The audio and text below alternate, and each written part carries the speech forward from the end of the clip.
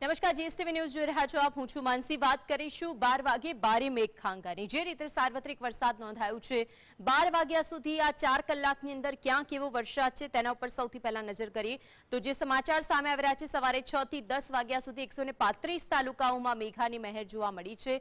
મહત્વની વાત છે કે બનાસકાંઠા, દક્ષિણ ગુજરાત, મધ્ય ગુજરાતમાં વરસાદનું જોર યથાવત જોવા મળ્યું છે. બનાસકાંઠા અને દક્ષિણ ગુજરાતમાં ખાસ કરીને અરવલ્લીના ભિલોડાની વાત કરીએ તો 4 કલાકમાં 3 ઇંચ જેટલો વરસાદ વરસી ગયો છે. બનાસકાંઠાના સુઈગામમાં 2.5 ઇંચ જેટલો વરસાદ વરસ્યો છે. ક્યાં કેવો વરસાદ છે 4 કલાકના આંકડાઓ જે સામે આવ્યા છે. નવસારીના ચીખલીની વાત કરીએ તો 2.5 ઇંચ જેટલો વરસાદ અહીં ખાબક્યો છે. સુરતની વાત કરીએ, સુરતના ઉલપાડની અંદર 2 ઇંચ જેટલો વરસાદ વરસ્યો છે.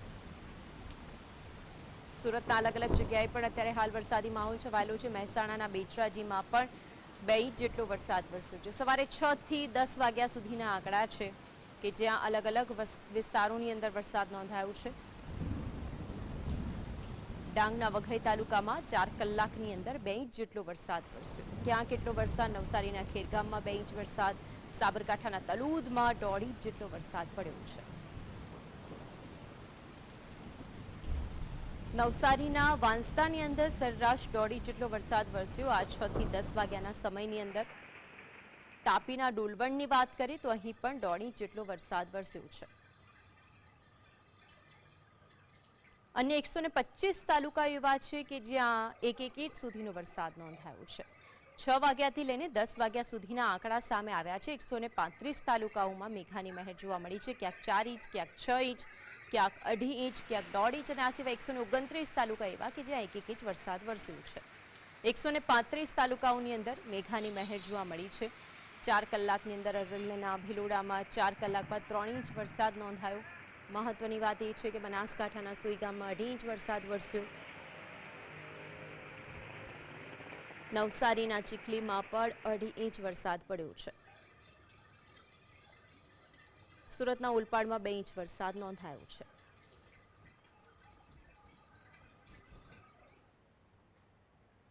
બનાસકાંઠાના સુઈગામ વિસ્તારમાં મેઘરાજાની આક્રમક બેટિંગ જોવા મળી હતી. વહેલી સવારથી નડાબેટ સહિત વિસ્તારોમાં પાણી ભરાઈ ગયા. નડાબેટમાં સારા એવા વરસાદથી રણ વિસ્તારમાં નવા નીરનું આગમન થયું હતું.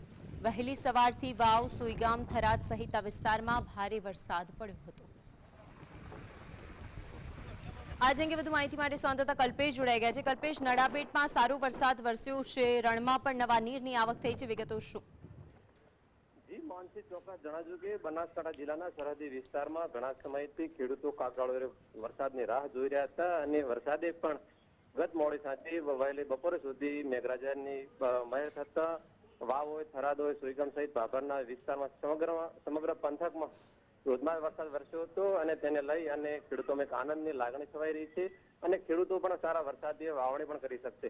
પરંતુ ક્યાંક ને ક્યાંક સમસ્યાની વાત કરવામાં આવે તો કેટલાક વિસ્તારોમાં જે તંત્રના અણગત નિયમના કારણે ક્યાંક ને ક્યાંક ખેડૂતોને હાલાકી ભોગવવાની વારો આવતો હોય છે. ત્યારે ખાસ કરીને વાત કરવામાં આવે તો વાવ તાલુકાના જે સૌગ્રા ગામ છે ત્યાં ભારતમાલામાં રોડમાંથી પસાર થતું નાળું હોય છે ને ત્યાં સામાન્ય વરસાદમાં 3 ફૂટ જેટલું પાણી ભરાયું છે ને તેને લઈ અને વિદ્યાર્થીઓને જીવના જોખમે અભ્યાસ કરવામાં આવવા માટે શાળાએ મજબૂર થતી હોય છે. તો ખાસ બીજી વાત કરવામાં આવે તો સોઈગામના જે નડાબેટ જે ટુરિઝમ છે ત્યાં પણ વહેલી સવારથી સારો વરસાદ થતા 2 થી 3 ફૂટ જેટલો પાણી ભરાયા હતા અને રણ જે વિસ્તાર છે રણમાં નવા નીર આવતા એક વહેલી સવારથી લોકો જોવા માટે ઉમટી પડ્યા હતા. જી માનજી. કલ્પેશ, આભાર આપ જોડાને વિગતો જણાવી તે બદલ. પોરબંદરના ઘેડ વિસ્તારમાં વરસાદને પગલે લોકોને ભારે હાલાકી વેઠવાનો વારો આવ્યો છે. ઘેડના વિસ્તારમાં રસ્તાઓ એટલા ખરાબ થઈ ગયા છે કે 108 પણ જઈ શકતી નથી. ઘેડ પંથકના ગરેજથી ચિકાસા હનુમાન મંદિર તરફ પાણી ફરી વળ્યા હતા. બીજી બાજુ નીચ મંદિરમાં પણ પાણી ફરી વળતા અત્યારે હાલ સમગ્ર ઘેડ પંથક કે જે પાણી થયું છે.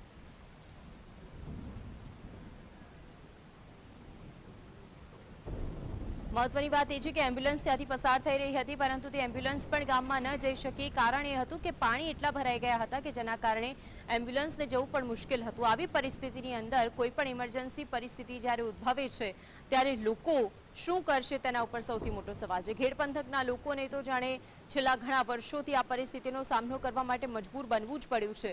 હજુ સુધી તંત્ર દ્વારા કોઈ પણ પ્રકારની વૈકલ્પિક વ્યવસ્થા ગોઠવવામાં આવી જ નથી. 108ની ગાડી પણ ગામમાં જઈ શકી ન હતી. અહીંના લોકો છે જે લોકો કહી રહ્યા છે કે આ પરિસ્થિતિ ન માત્ર આ વર્ષની છે પરંતુ દર વર્ષે આ જ પરિસ્થિતિનો સામનો અમે કરીએ છીએ.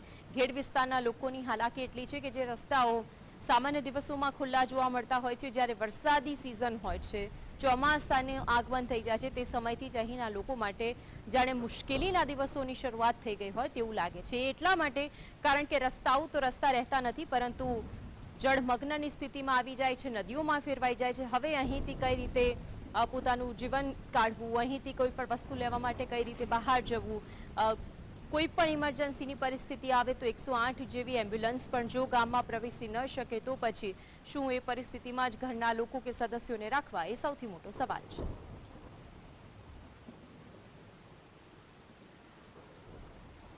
જૂનાગઢ અને પોરબંદરને જોડતો આ ઘેડ પંથક કે જેની પરિસ્થિતિ હર હંમેશા દયનીય રહેતી જ હોય છે. અહીંના લોકો માટે આ સૌથી મોટી મુસીબતનો સામનો કરવાનો વારો આવ્યો છે.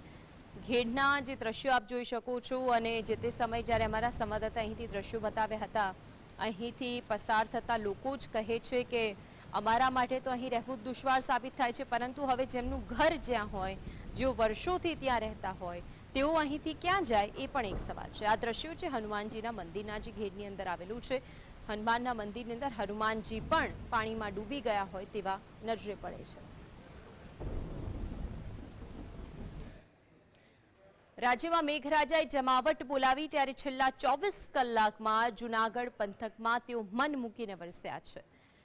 જેને લઈને જો વાત કરવામાં આવે તો વંથલીમાં છેલ્લા 24 કલાકમાં 14.5 ઇંચ વરસાદ વરસ્યો. નીચાણવાળા વિસ્તારો જળબંબાકાર થયા હોવાની જાણકારી છે. બીજી બાજુ વિસાવદરની વાત કરીએ તો 24 કલાકમાં 13.5 ઇંચ વરસાદ વરસતા સ્થિતિ બદથી બદતર થઈ ગઈ. જૂનાગઢ શહેરની વાત કરવામાં આવે તો છેલ્લા 24 કલાકમાં 12 ઇંચ વરસાદ વરસતા નીચાણવાળા વિસ્તારો પાણીમાં ગરકાવ થઈ ગયા. સ્થાનિકોને હાલાકીનો સામનો કરવો પડ્યો હતો. આ સાથે જ તંત્રની પ્રી મોન્સૂન કામગીરીની પોલ ખુલ્લી પડી છે. જૂનાગઢ જિલ્લાના કેશોદમાં 24 કલાકમાં 10 ઇંચ વરસાદ પડતા નીચાણવાળા વિસ્તારોમાં પાણી ભરાઈ ગયા. સૌરાષ્ટ્રવાસીઓ છે કે જેઓને પાણી ભરાતા મુશ્કેલી પડી હતી અને સાથે નીચાણવાળા ગ્રામ્ય વિસ્તારોમાં વાહન વ્યવહાર ખોરવાયો હોવાની જાણકારી પણ સામે આવી.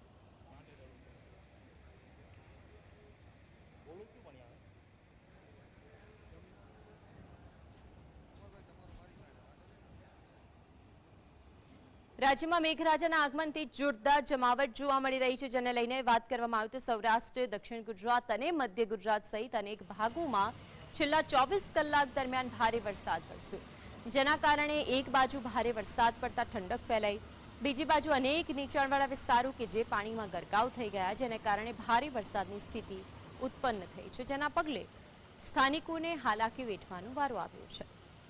આ સાથે જ અનેક સ્થળોએ જળભરાવની સ્થિતિ છે, જેના કારણે લોકોની મુશ્કેલીમાં વધારો થયો છે. સ્થાનિક પ્રશાસનની કામગીરી સામે પણ બેધક સવાલ છે. આ સાથે પ્રી મોન્સૂન કામગીરીની પોલ પણ ખુલી. સ્થાનિકોએ આક્ષેપ લગાવ્યો કે દર વખતે આ સમસ્યા છે, પાણી ભરાય છે છતાં તંત્ર દ્વારા સમસ્યાનું કાયમી નિરાકરણ નથી આવતું, જેને લઈને લોકોને હાલાકીનો સામનો કરવો પડે છે.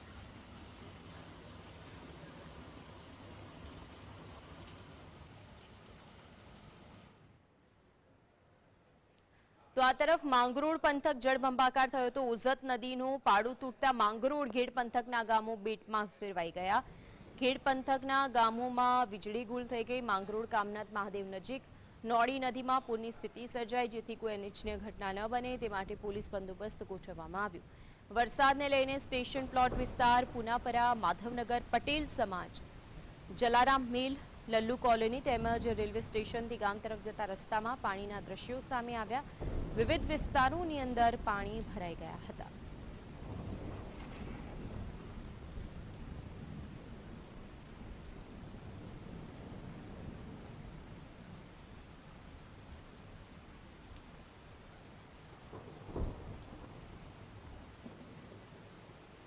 માંગરોળના ઘેડના દ્રશ્યો જોઈ શકો છો કે કઈ રીતે આખું ગામ છે જે બેટમાં ફેરવાઈ ગયું છે અને અહીંના લોકોની પરિસ્થિતિ એટલી દયનીય છે કે કહે તો કહે કોને એવી પરિસ્થિતિનું નિર્માણ થયું છે. તો આજ અંગે વધુ માહિતી માટે સંવાદદાતા સંજય આપણી સાથે જોડાઈ ગયા છે. સંજય, માંગરોળની અંદર ઘેડ પંથક પાણીમાં ગળાડૂબ છે, વિગતો શું છે ત્યાંથી? જી ચોક્કસથી કહી શકાય કે માંગરોળનું જે ઘેડ પંથક છે ત્યાં ઓજતનો પાળો તૂટતાની સાથે જળબંબાકાર થયું છે. ખાસ કરીને જો વાત કરવામાં આવે તો જે ઓજત નદી છે જેઓ ઊંડી અને પોળી કરવાની ઘેડના લોકો વારંવાર માંગ કરી છે. પરંતુ અહીં કોઈ પણ પ્રકારનો ફેરફાર કરવામાં આવતો નથી. શા કારણે કરવામાં આવતો નથી એ તો હવે જે તંત્રની બાબત છે. પરંતુ ખાસ કરીને આજે ઘેડ પંથક જળબંબાકાર થયું છે ત્યારે તાલુકા પંચાયતના જે પ્રમુખ છે જે પ્રીતિબેન તેમના પ્રતિનિધિ અત્યારે ઘેડ પંથકની મુલાકાતે છે. પરંતુ અહીંથી જવાય તેવી કોઈ પોઝિશન નથી. હું સીધા જ આપણે એમની સાથે વાત કરીશું. આપ તાલુકા પંચાયતના જે પ્રમુખના પ્રતિનિધિ છો, શું કહેશો આજે ઘેડ પંથકની મુલાકાત? હું ઘેડની 2 દિવસના સતત મુલાકાત કરી હતી અને સરપંચો સાથે ઘેડમાં જળબંબાકાર કાલે હું ગાડી લઈને ગયો હતો. અત્યારે રસ્તાઓમાં નીકળી શકાય એવી નથી. અત્યારે લાઈવ કોન્ટેક્ટમાં ચાલુ છે અને ઘેડની બહુ પરિસ્થિતિ બહુ ખરાબ છે. અત્યારે તાત્કાલિક ધોરણે સરકાર આનું કોઈ નિરાકરણ કરે. હજી આપણા વર્ષોથી ઉજત નદીનો નથી હોળી કરવાનો ને ચાલે છે, કયા કારણોસર અટકી ગયું છે. અત્યારે સરપંચોની બધાની માંગ એવી જ છે કે ભાઈ ઉનાળાની સિઝનમાં ચોમાસું આવે ત્યારે તંત્ર ના જોડે અને 8 મહિના કોઈ જાતના મુલાકાત રીતના તપાસ કરે અને જે તાત્કાલિક ધોરણે પૂર્ણ કરે એવી ઘેડ પંથકની બધાની માંગણી. તો આ હતા તાલુકા પંચાયતના પ્રમુખ પ્રતિનિધિ કે જેઓએ પણ માંગ કરી છે કે ઘેડ પંથકની નદી પોળી અને ઊંડી કરવામાં આવે જેથી કરીને ઘેડના જે પ્રશ્નો છે જે હલ થઈ શકે તેવી પોઝિશન છે. તાલુકા પંચાયતના તેઓ પ્રતિનિધિ છે, તેઓને પૂછ્યું કે દર વખતની આ પરિસ્થિતિ છે, રજૂઆતો દર વર્ષે કરતા જ હશે. એવું નથી કે વરસાદની જ્યારે પરિસ્થિતિ સામે આવે, ચોમાસું આવે ત્યારે જ તેમણે રજૂઆત કરી. શું આ સિવાય તેમનું કોઈ નિરાકરણ મળ્યું છે? આટલા વખતથી તેઓએ કરી છે રજૂઆત. તો ભાવેશભાઈ, ખાસ કરીને જે આપ તાલુકા પંચાયતના પ્રતિનિધિ છો, આ ચોમાસું આવે તે પહેલા આપણે ક્યારેય આ ઘેડ પંથકમાં રજૂઆત કરી? હા, કરેલી છે એમને. આ વખતે આપણે 85 મોકલા હતા અને એમાં કોઈ ખાનગી ધોરણે હાલતું એ રીતના જે કેનાલની ચોખ્ખી કરાવવાની એ 100% પૂર્ણ નથી થઈ. એના કારણે છે ને વિચારણ બાબુ હોય ત્યાંથી તૂટી જાય છે, પારા તૂટી જાય છે અને ઘેડમાં પરિસ્થિતિનો સામનો કરવો પડે. ભાવેશભાઈ, ખાસ કરીને જે આજ વખતે જે કામગીરી થઈ છે તેમાં કઈ રીતના કામગીરી કરવામાં આવી છે? આપ પ્રમુખ પ્રતિનિધિ તરીકે શું કહેશો? 90% કામગીરી સારી હતી. સરકારી મશીનો એન્ડના સમય આવેલ કે જે હજી કેનાલ ચોખ્ખી કરવામાં ખૂબ વાર લાગે એમ છે. વરસાદ થઈ ગયો એટલે જ કહેવાનું છે કે 8 મહિના પેલું એના કરતા વહેલું જ્યાં ચોમાસું પૂરું થાય પછી તાત્કાલિક આને ચાલુ કરી દે તો જ પૂર્ણ થઈ શકે એમ છે. આટલા વખતથી આ પરિસ્થિતિનો સામનો જો તેઓ કરતા હોય તો પછી પ્રશાસને કેમ કામગીરી નથી કરી તેને લઈને સવાલ ઉઠતા હોય છે. આજુબાજુ તેમની પાસે જે લોકો ઉભા છે તેઓનું શું કહેવું સામે આવ્યું છે ઘેડની આ દયનીય સ્થિતિને લઈને? ભાઈ, ખાસ કરીને જે કામગીરી થતી હોય છે, ખાસ કરીને જે ઘેડ પંથકની કામગીરી થતી હોય છે, દર વખતની જેમ આ વખતે મોડી કરવામાં આવે છે. આ બાબતે તમે કેવું શું? હજી તો પેલો જ વરસાદ છે વાવણીનો. આજ આવી પરિસ્થિતિ થઈ તો હજી તો પાછલા વરસાદ હજી બાકી છે. તો પછી ઘેડ વિસ્તાર વાળાને રહેવું કઈ રીતના રસ્તે નીકળવું જોઈએ, દવાખાનાના પ્રશ્નો હોય, બધા પ્રશ્નો અટાણે હજી પેલા જ વરસાદમાં આવી પરિસ્થિતિ થાય તો હજી પાછળ તો વરસાદ બાકી છે. આખા એવી ઘેડ વિસ્તારને વહેલું કામ સરકાર આપી એવું જોઈએ. તો આ લોકો જે તાત્કાલિક અસરથી કામગીરી થાય તેની માંગ કરી. કઈ કઈ મુશ્કેલીઓનો સામનો કરવો પડે છે જ્યારે સમગ્ર પાણી ભરાઈ જતું હોય છે? જીવન નિર્વાહની વસ્તુઓ લેવા માટે પણ તેઓ બહાર નથી જઈ શકતા. ઇમરજન્સીની સેવાઓ હોય તો પણ તેઓ શું કરતા હોય છે? જે ચોક્કસથી કહી શકાય કે ઇમરજન્સી વાત કરવામાં આવે તો ટ્રેક્ટર દ્વારા લોકોને જે પૂરની પરિસ્થિતિમાં બહાર કાઢવામાં આવી રહ્યા છે. ક્યાંય ને ક્યાંય ઊંડું પાણી હોય તો ત્યાં જેસીબી મારફત પણ બીમાર લોકો જે છે જેને બહાર કાઢવામાં આવે છે. પરંતુ ખાસ કરીને શાકભાજી સહિતની વ્યવસ્થા છે જે જ્યાં સુધી રસ્તા બંધ હોય ત્યાં સુધી ફરવાઈ જતી હોય છે. એક પ્રશ્ન એ પણ થાય છે કે જો આ પરિસ્થિતિનો સામનો દર વર્ષે અહીંના લોકો કરતા હોય તો પછી અહીંના કયા એટલા એવા ગામો છે ઘેડ સિવાય કે જેઓને સૌથી વધારે પ્રભાવિત થવાની સ્થિતિ સામે આવતી હોય છે અને તેના પાણીના નિકાલની કામગીરી માટે પાલિકા શું કરતું હોય છે? ખાસ કરીને જે ઘેડ પંથકમાં જે સામરડા, સાંડા, રાજપુરામાં, મોસાગેટ, ખેડ બગસરા સહિતના જે 18 ગામો છે, આ 18 ગામો જે છે જે પાણીમાં તરબોળ થાય છે, પરંતુ ક્યાંય ને ક્યાંય તેઓ વારંવાર નદી પોળી અને ઊંડી કરવાની વાત કરે. સાથે સાથે હમણાં પંચાયતના પ્રમુખે પણ વાત કરી છે, પ્રમુખ પ્રતિનિધિએ પણ વાત કરી છે કે તેઓએ પણ રજૂઆત કરી છે અને ક્યાંય ને ક્યાંય કામગીરી શરૂ કરવાની પણ વાત કરી હતી. કામગીરી શરૂ પણ કરાઈ હતી, પરંતુ મોડી કામગીરી શરૂ કરવાના બહાને જે કામગીરી પૂર્ણ નથી થઈ એવું પણ સામે આવી રહ્યું છે. શું મુખ્ય હાઈવે અને બજારો ત્યાં પણ આવી જ પરિસ્થિતિ સામે આવી છે? કારણ કે ઘણી બધી જગ્યાએ તો એવું સામે આવ્યું કે વાહનો પણ ફસાઈ જવાની સ્થિતિ જોવા મળી. ખાસ કરીને જે ઓજતનો પાળો તૂટી રહ્યો છે, વારંવાર તૂટી રહ્યો છે, જેના કારણે ઓજતનું પાણી જે છે જે બહાર નીકળી જાય છે. એટલા માટે આ ઘેડ પંથકના જે લોકો છે જે નદી પોળી અને ઊંડી કરવાની વાતો કરે છે, કારણ કે ઓજતનો પાળો વારંવાર તૂટી રહ્યો છે અને વારંવાર જે ઓજત નદીનું જે પાણી છે એ બહાર નીકળી રહ્યું છે, જેથી કરીને જે રોડને પણ પ્રભાવિત કરી રહ્યું છે અને જે લોકોને પણ પ્રભાવિત કરી રહ્યું છે. બિલકુલ, આપ જોડાઈને વિગતો જણાવી તે બદલ આપનો આભાર. આગળ વધી અને વાત કરીએ તો સુરત જિલ્લાના પલસાણાનું બલેશ્વર ગામ બેટમાં ફેરવાઈ ગયું છે. ગામ પાસેથી પસાર થતી 32 ગંગા ખાડી ઉભરાઈ હતી. ગામના પટ વિસ્તારમાં ફેરવાયેલ પાણીના આકાશી દ્રશ્યો સામે આવ્યા. ટાંકી ફળિયાના 30 થી 40 જેટલા પરિવારો કે જે બેટમાં રહેતા તેવી સ્થિતિ સર્જાઈ છે. સ્ત્રીઓને અને બાળકોનું સ્થળાંતર કરવામાં આવ્યું છે. હાઈવે પર બનાવવામાં આવેલી પ્રોટેક્શન વોલના કારણે પાણી ભરાઈ જવાની સ્થિતિ સર્જાઈ હતી.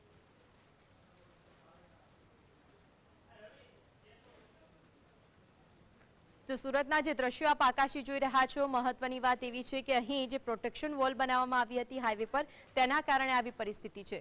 સુરત જિલ્લાના પલસાણાનું બલેશ્વર ગામ, જે આખું ગામ છે, બેટમાં ફેરવાઈ ગયું છે. આકાશી દ્રશ્યો જે જોઈ શકો છો, ગામ પાસેથી પસાર થતી 32 ગંગા ખાડી કે ઉભરાઈ ગઈ અને ગામના પટ વિસ્તારમાં ફેરવાયેલા પાણીના આકાશી દ્રશ્યો સામે આવ્યા છે. આ ટાંકી ફળિયાના 30 થી 40 જેટલા પરિવારો એવા છે કે જે અત્યારે હાલ બેટમાં રહેવાની સ્થિતિમાં મજબૂર બની ગયા છે.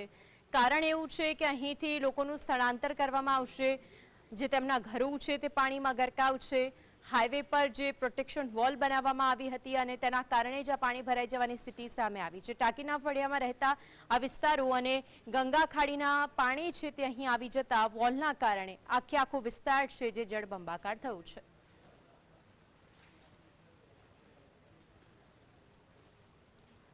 વાત કરીશું કેશોદની. કેશોદમાં શું સ્થિતિ સામે આવી છે? કારણ કે ભારે વરસાદના પગલે કેશોદ તાલુકાના ઘેડ પંથકના ગામો પાણીમાં ગરકાવ થઈ ગયા છે. કેશોદના ઘેડ પંથકના ગામો છે કે જે પાણીમાં ગરકાવ થયા છે. કેશોદ તાલુકાનું અખોદડ ગામ છે કે જે સંપર્ક વિહોણું થયું છે. અખોદડ ગામ સંપર્ક વિહોણું થયું. પંચાળા ગામથી અખોદડ ગામ જવાનો જે રસ્તો છે તે પાણીમાં ગરકાવ થઈ ગયું છે. આખો રસ્તો પાણીમાં ગરકાવ થઈ જતા આ જે સંપર્ક છે ગામનો તે તૂટી ગયો છે. કેશોદ તાલુકાના ઘેડ પંથકના ગામો કે જે પાણીમાં ગરકાવ થઈ ગયા છે અને અખોદડ ગામ સંપર્ક વિહોણું થયું છે. અહીંના ગામના લોકો સાથે સંપર્ક સધાઈ શક્યો નથી. કારણ એવું છે કે પંચાળા ગામથી અખોદડ ગામ જવાનો આખો રસ્તો પાણીમાં ગરકાવ થઈ ગયો. તો આજ અંગે વધુ માહિતી માટે કેશોદથી સંવાદદાતા પ્રવીણ આપણી સાથે જોડાઈ ગયા છે. જે રીતે પ્રવીણ, ઘેડ પંથક આખું પાણીમાં ગરકાવ થઈ ગયું છે, અખોદડ ગામ છે કે જે સંપર્ક વિહોણું થઈ ગયું છે, તેને લઈને શું અપડેટ છે આપની પાસે? જી માનસી, કેશોદ તાલુકાના પંચાળા ગામે ઉપસ્થિત છે. બાજુમાં 4 કિલોમીટર 5 કિલોમીટર દૂર અખોદડ ગામ છે. આ રસ્તો અત્યારે પાણીમાં ગરકાવ થઈ ગયો છે. ઉપરવાસમાં જે 100-150 કિલોમીટરના દાયરામાં વરસાદ પડે છે એકી સાથે 50-60 જે વરસાદ જે છે એ 20-20 કિલોમીટરના અંતે જે વરસાદ પડે છે એ બધું પાણી જે એકઠું થઈ અને ઘેડ પંથક 4 કિલોમીટરમાં એક નદીના સ્વરૂપમાં સ્વરૂપ ધારણ કરે છે. આ ઘેડ પંથક છે નયળ પંથક ગણાય છે. આ નયળ પંથક એટલે નીચો છે. ઉપરવાસનો વરસાદ છે તમામ આ નદીઓમાં આવે છે. ઉબેણ, ઓજલ, સાબડી, મધુવંતી આ બધી નદીઓ અહીંયા એકઠી થાય છે. હાલમાં તંત્ર પાસે ગામ લોકો એક જ માંગ કરે છે કે અમે ચોમાસામાં કોઈ પણ મોસમ નથી લઈ શકતા, કારણ કે ચોમાસા દરમિયાન પાણીમાં અમારા ખેતરો ગરકાવ થઈ જાય છે. પહેલી મોસમ લઈએ છીએ ત્યારે અખોદર ગામ જે છે ત્યાં ખેડૂતોએ એવી પણ વ્યથા ઠાલવી છે કે અમે એક વખત જયારે મોસમ વાવીએ છીએ એ પાણીમાં ગરકાવ થઈ જાય, પછી પાછી જો મોસમ વાવીએ તો પાછું પાણી આવશે કે કેમ, એ પાક થશે કે કેમ, આ પરિકલ્પનામાં એ ખોઈ જાય છે અને ચોમાસા દરમિયાન આ પાક લઈ શકતો નથી, જેને લઈને એનું ચોમાસું નિષ્ફળ જાય છે. ખરેખર ચોમાસાની અંદર પાક થતો હોય, કારણ કે બીજી ઋતુની અંદર પાણી બહુ મુશ્કેલ બનતું હોય ત્યારે ખેડૂતોની એવી દશા છે કે પાણીની કોઈ વ્યવસ્થા નથી. અને કહેવામાં આવે છે તો તંત્ર માટે એક જ વિકલ્પ બચે છે પાણીની નિકાલાની વ્યવસ્થા. ત્યારે નદીઓ ઊંડી થોડી કરવી જોઈએ, એની જે શાખાઓ છે એને દબાણ હોય છે એ દબાણો દૂર કરવા જોઈએ.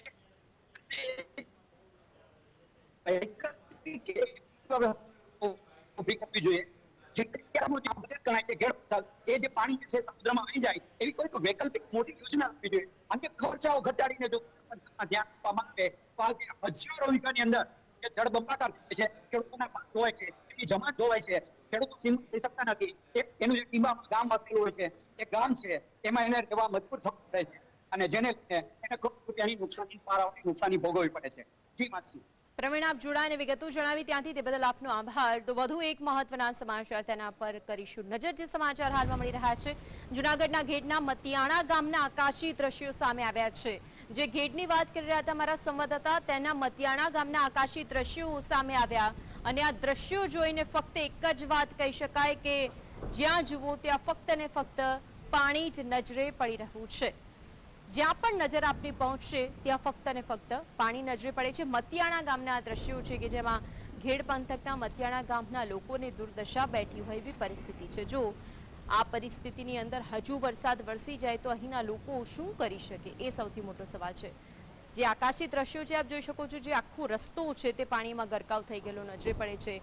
એક ગામથી બીજા ગામને જોડતા રસ્તા છે કે જે રસ્તા નહીં પરંતુ નદીઓમાં ફેરવાઈ ગયા હોય તેવી પરિસ્થિતિનો સામનો કરવો પડે તેવું લાગી રહ્યું છે. આ સિવાય જ્યાં પણ નજર પહોંચશે મતિયાણા ગામમાં જેટલા પણ લોકો છે તે લોકો માટે અત્યારે હાલ કુદરતી આફત આવી હોય તેવી પરિસ્થિતિનો સામનો કરવો પડે તેવું લાગી રહ્યું છે. જૂનાગઢનું ઘેડ હર હંમેશા આ જ પરિસ્થિતિનો સામનો કરતું આવ્યું છે.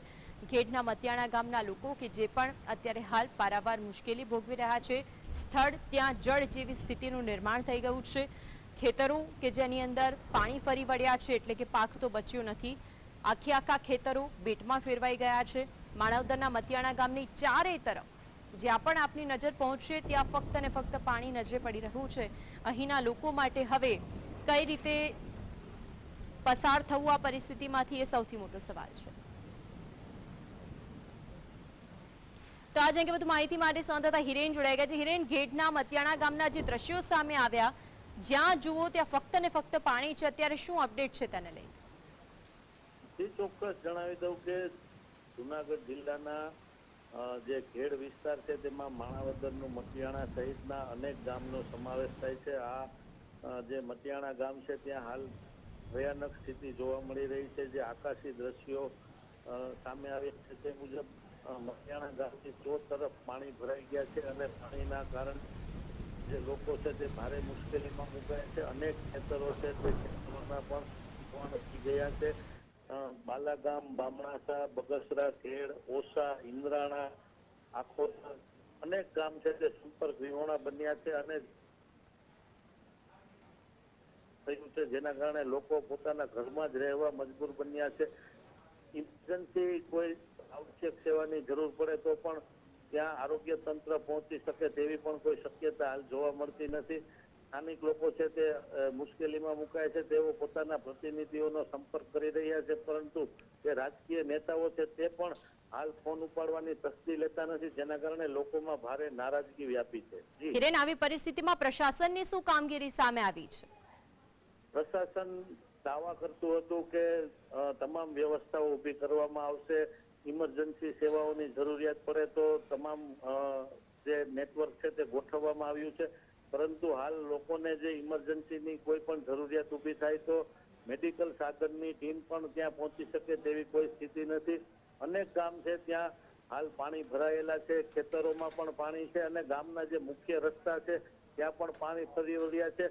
2 ફૂટથી લઈ 4-5 ફૂટ સુધીના પાણી ભરેલા છે, જેથી એક પણ જે ઘેડના ગામ છે ત્યાં જઈ શકાય તેવી કોઈ સ્થિતિ જ નથી રહી. હિરેન, આ સિવાય જે રીતે કાલ રોજ જૂનાગઢની અંદર સૌથી વધુ વરસાદ નોંધાયો, 14.5 ઇંચ વરસાદ અનેક વિસ્તારોમાં નોંધાયો, સમગ્ર શહેરમાં 12 ઇંચ જેટલો વરસાદ વરસ્યો. મતિયાણા ગામની જો આ પરિસ્થિતિ સામે આવી છે તો આ સિવાય આ ગામને જોડતા અનેક બીજા કયા ગામો છે કે જ્યાં પણ આવી જ પરિસ્થિતિનું નિર્માણ થવા પામ્યું છે? ચોક્કસ જણાવી દઉં કે જુનાગઢ અને ગિરનાર પર્વત તથા વિસાવદર અને જંગલ વિસ્તારનો જે વરસાદ પડે છે તે વરસાદનું સમગ્ર પાણી છે તે ઘેડ વિસ્તારમાં જાય છે, જેના કારણે કેશોદ, માણાવદર, માંગરોળ અને વંથલીના જે ગામ છે તે પ્રભાવિત થાય છે. આ 4 તાલુકાના કુલ 27 જેટલા ગામ છે તેમાં ભારે નુકસાન થાય છે અને તે તમામ ગામ છે તે પાણીમાં ગરકાવ થઈ જાય છે. ગામની અંદર 2-3 ફૂટ જેટલા પાણી ભરાઈ જાય છે. માલઢોરને પણ ખૂબ જ મુશ્કેલી પડે છે અને લોકોને અને ખેડૂતોને પણ ભારે હાલાકીનો સામનો કરવાનો વારો આવી રહ્યો છે. હિરેન, આપ જોડાને વિગતો જણાવી તે બદલ આપનો આભાર. તો આ સાથે ન્યૂઝ બુલેટિનમાં હાલ બસ આટલું જ. નમસ્કાર.